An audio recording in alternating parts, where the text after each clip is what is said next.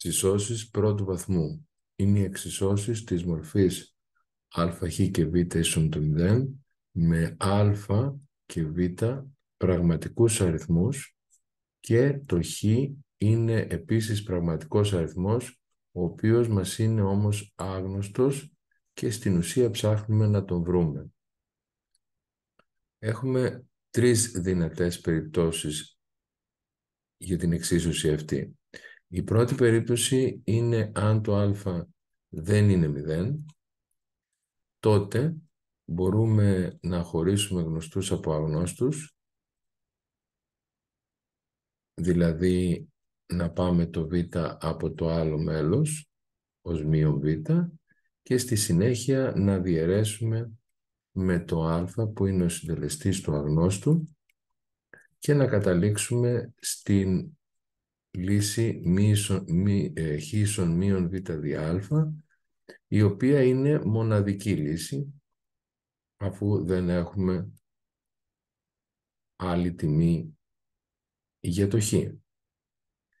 Η δεύτερη περίπτωση τώρα είναι αν το α είναι 0 και το β δεν είναι 0, τότε η εξίσωση γίνεται 0 επί χ συν β ίσον 0, δηλαδή το β ίσον 0, όμως το β δεν είναι 0, άρα η εξίσωση είναι αδύνατη.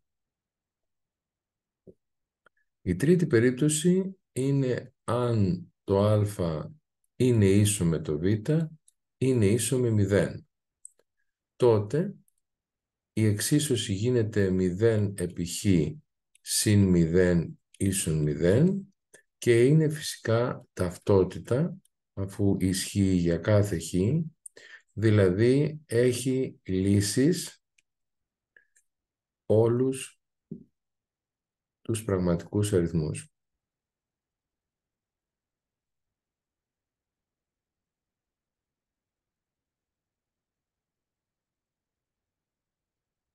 Τελειώνοντας τη θεωρητική προσέγγιση, να πούμε ότι οι λύσεις της εξίσωσης λέγονται και ρίζες της εξίσωσης, δηλαδή οι αριθμοί που βρίσκουμε λέγονται και ρίζες εκτός από λύσεις.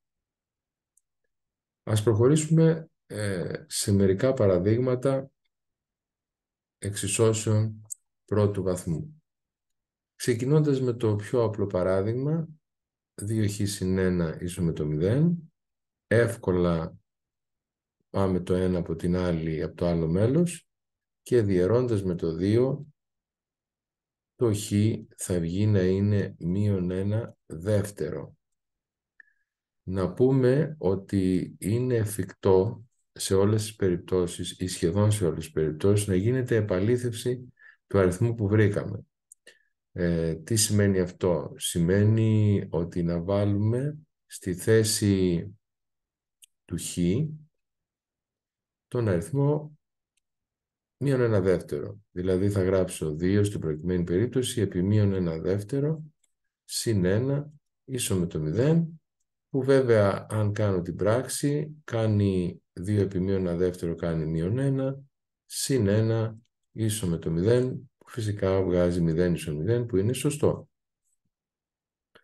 Ας προχωρήσουμε τώρα στο δεύτερο παράδειγμα. Το δεύτερο είναι μια κλασματική εξίσωση με παρονομαστή αριθμό όμως, που σημαίνει ότι δεν έχω προβλήματα.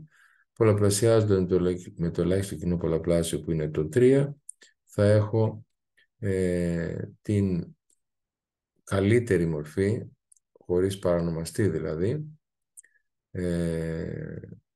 Άρα πολλαπλασιάζω επί 3 όλους τους όρους, έναν χωριστά. Γίνονται οι απαραίτητες απλοποιήσεις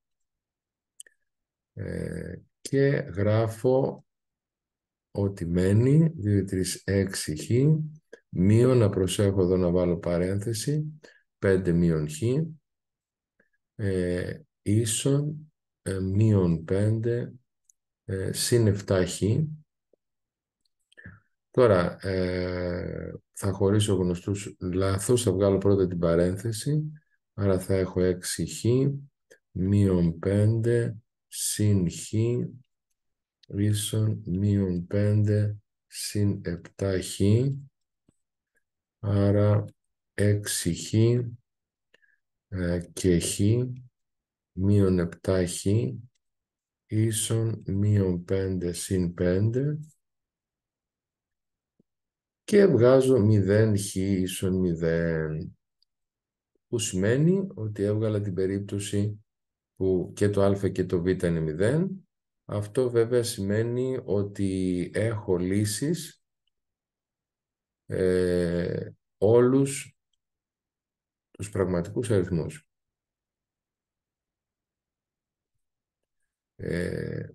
Φυσικά σε αυτή την περίπτωση δεν είναι δυνατόν να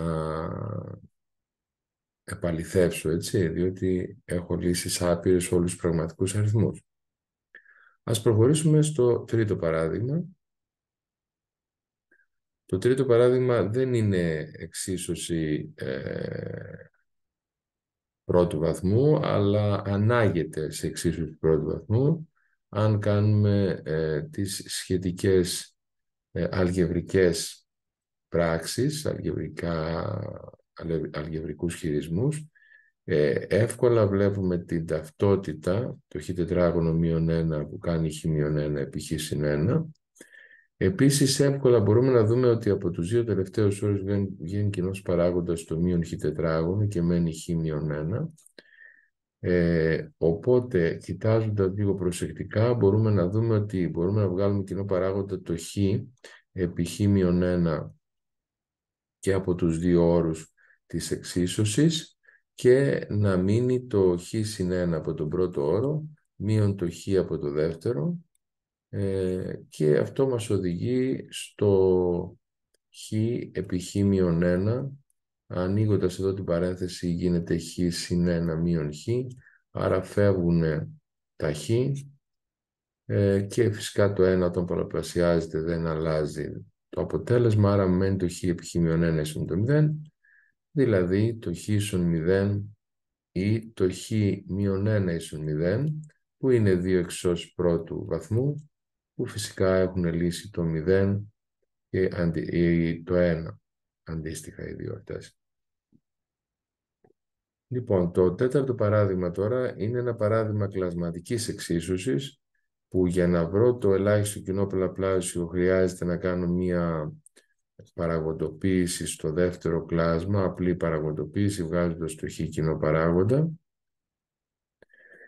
Και έτσι βλέπω ότι το ελάχιστο κοινό πολλαπλάσιο των παρανομαστών είναι το χ επί χ μείον 1, και επειδή είναι παρανομαστής αυτό θα πρέπει να το πω ότι είναι διάφορο του μηδενός, οπότε το χ είναι διαφορετικό του μηδενός και το χ είναι διαφορετικό του 1, και αυτό πρέπει να το υπολογίσω στη λύση που θα βρω. Πολλαπλασιάζω λοιπόν με το ελάχιστο κοινό πολλαπλάσιο χ επί χ μείον 1 επί χ προς χ μείον 1 ίσον χ επί χ μείον 1 επί 1 προς χ επί χ μείον 1. Κάνοντας τις απλοποιήσεις θα μου μείνει το χ τετράγωνο από το πρώτο, μια και φεύγει το χ μείον 1, και το 1 από το δεύτερο, αφού φεύγει το χ επί χ μείον 1. Τώρα τα φέρνω στο πρώτο μέλος γιατί δεν είναι πρώτου βαθμού και κάνω τη διαφορά τετραγώνων χ μείον 1 επί χ συν 1 ίσο με το 0, και φυσικά αυτό με οδηγεί στο χ μείον 1 ίσο με το 0 ή χ συν 1 ίσο με το 0, δηλαδή στο χ ίσον 1 ή στο χ ίσον μείον 1. Όμως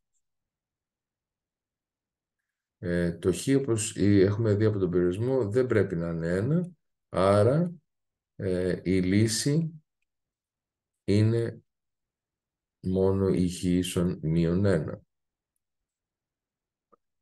Τώρα ας προχωρήσουμε σε δύο τελευταία παραδείγματα. Τα παραδείγματα αυτά είναι με απόλυτες τιμές. Να θυμηθούμε λίγο τις ιδιότητες των απολύτων τιμών που θα στηριχτούμε για να λύσουμε αυτές τις εξώσεις. Η μία ιδιότητα λέει ότι το απόλυτο χ είναι ίσο με το θ ισοδύναμα το χ είναι ίσο με το θ ή το χ είναι ίσο με μείον θ. Βέβαια, προϋπόθεση είναι το θ να είναι θετικός αριθμός για να συμβαίνει αυτό. Άρα, στην εξίσωσή μας εδώ βγάζουμε κατευθείαν το 2χ-3 να κάνει 5 ή το 2χ-3 να κάνει -5.